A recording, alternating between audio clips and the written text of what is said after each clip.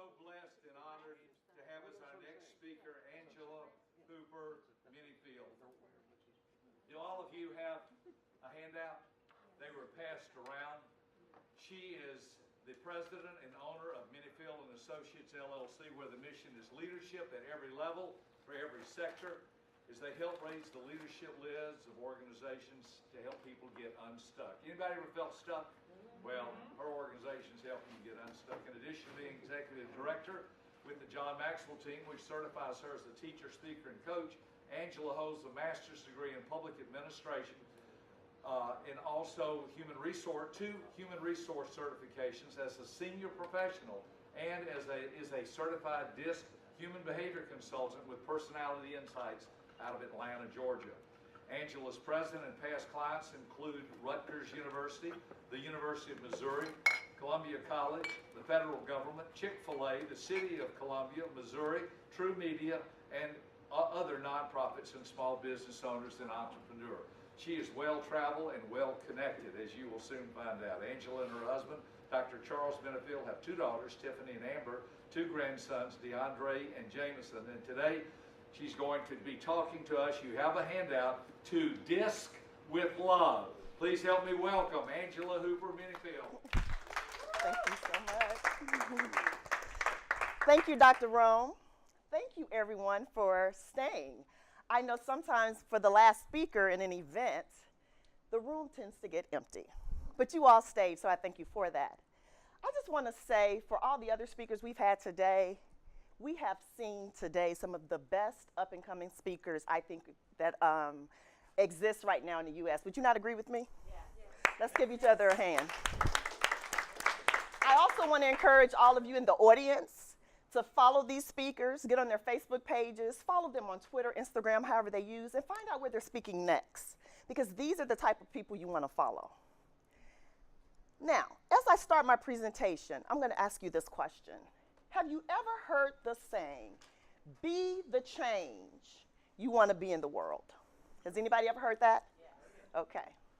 What if I told you that's not the actual quote? The quote that Gandhi made was actually this: if we could change ourselves, the tendencies in the world would also change. As a man changes his own nature, so does the attitude of the world towards him. We need not wait to see what others do. Now, the key phrase of that quote that really resonates with me is, the tendencies in the world will also change, and we need not wait to see what others do. So why do you think it's important that I say this to you? Everyone in this room is equipped with talent, skills, and abilities. Most of us have a great understanding of DISC. What are we doing with that information? Let's look at our times right now. What do we see when we turn on the news? Protest, angry bickering. We're arguing about everything right now. I mean, the world has gotten to the point that when an athlete changes teams, people burn their jerseys. I mean, is this not crazy to you as well? I would assert that we can use love with our knowledge of DISC, our higher level of awareness, and be the change that we want to see in the world. Now, when we talk about love, how many of us have said, I don't feel loved right now? Anybody other than me? Well, here's the other thing. As my awareness grew, I came to the realization, why do I have to feel loved? I am loved. That would be like me saying, I don't feel like a woman. Because I am a woman. I'm telling you, I am a woman. It would be like me saying, I don't feel that I'm African American or black. I am that. Why do I have to feel that? I am that. We are love. God is love. If we were created in his image, aren't we love? So when we talk about love with DISC, I want you to participate with me. I love interactive audiences. And we also know that we need that energy at the end of the day. So how do we spell love? L-O-V-E. The first letter, L. This is for your handouts. Listening. How does it feel to be listened to? Great. We had a wonderful presentation this morning from Sherry, and she talked about being present and connecting with people. It was one of the best presentations I've heard on connection. Thank you so much for that. But when we listen to people, they feel better. Did you know there are 5 levels of listening? Did everybody know that? So we're going to talk about them. The first level of listening is ignoring. That's the lowest level of listening we can do. How does it feel to be ignored?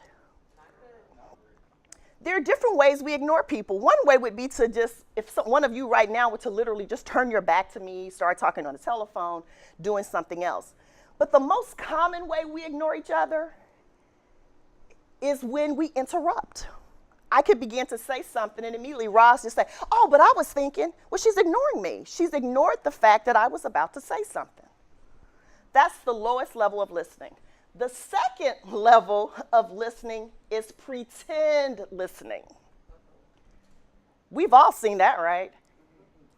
You know, someone comes up to you and they start talking to you and you're at your desk and you're typing on your keyboard and you say, yeah, Or you're talking on the phone, but you're really watching TV. And the person on the other line eventually says, are you doing something else? And you have to confess that you were pretend listening. My favorite example of pretend listening, I say good morning to a person, they say good morning back. They ask me how I'm doing. My reply is, oh, not too great. I really didn't sleep well last night. They say, oh, yeah, that's great. They were pretend listening. They didn't hear what I said. That's the second level of listening. The third level of listening is selective listening. Has anyone been accused of doing that? Selective listening is when we listen as long as the person is saying things that we want to hear. The moment they start talking about things we don't want to hear, we tune them out. Think about it as a parent, for those of you who, well, I can even say as a child, because we probably did the same thing to our parents. We're listening until they start talking to us about our dirty room, our chores, and all of a sudden we start tuning them out. I've accused my husband of selective listening on occasion, and I'm sure he said the same thing about me. So selective listening is when we listen as long as we're hearing what we want to hear. The fourth level of listening, attentive listening. Now, attentive listening means I actually hear you.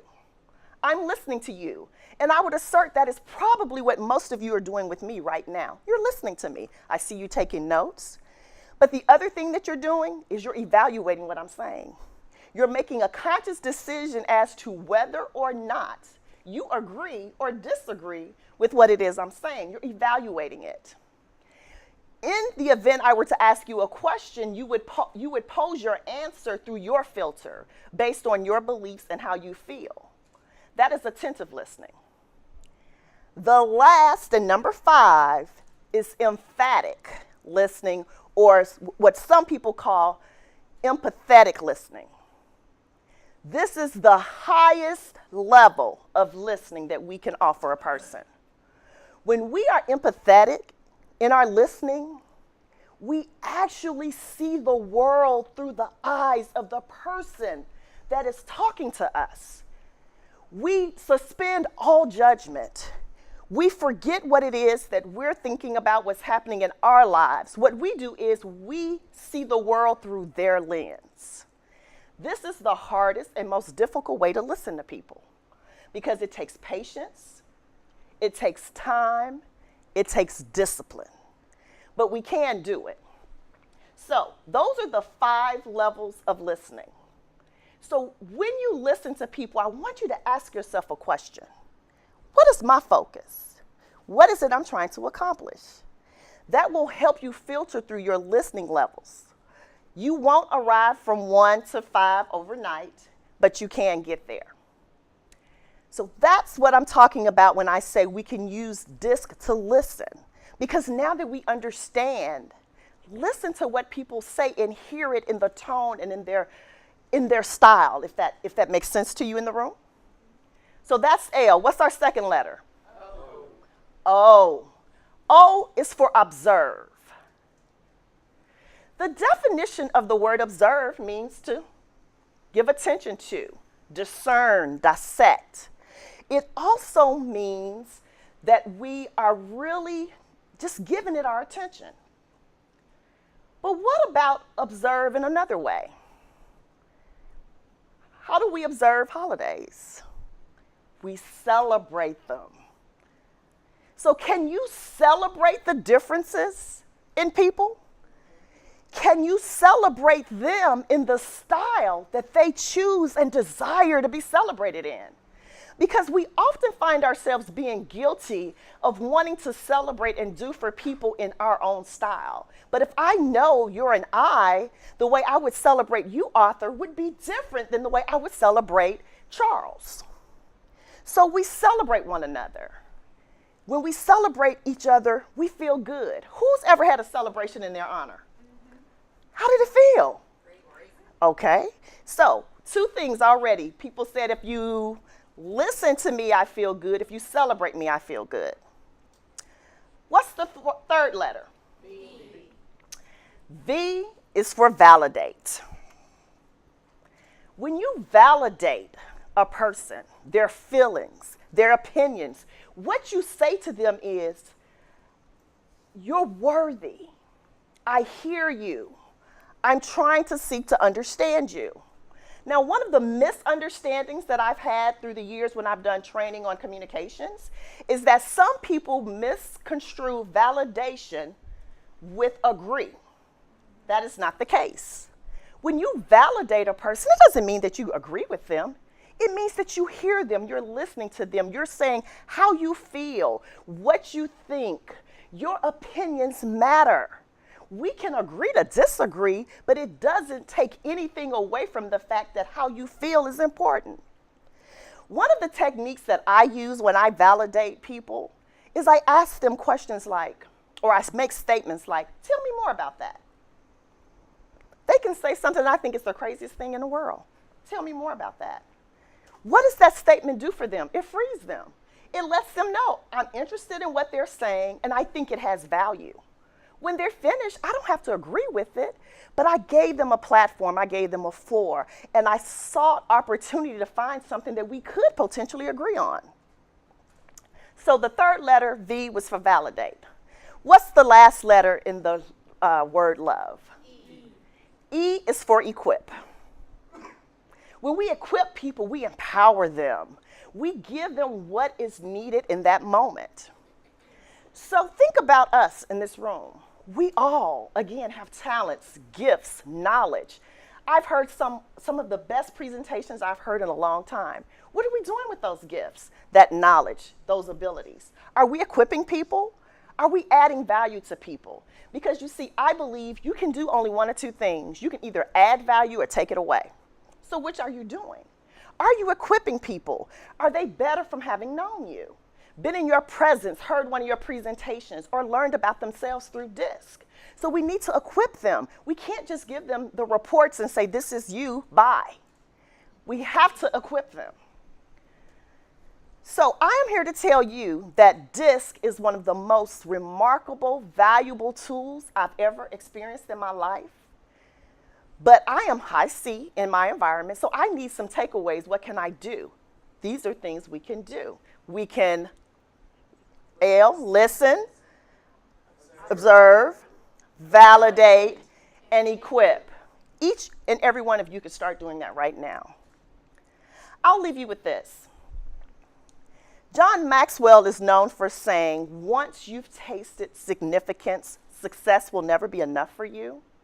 He also says, 1 is too small a number for greatness. I'm on a journey. I'm trying to grow, I'm trying to get better, but as I do that, I'm trying to equip and empower other people as I add value to them. I invite each and every one of you to join me on this journey to greatness and significance. I'll be here for the rest of the day for pictures, autographs, book signings, but again, I implore you to use love in everything that you do. Thank you very much.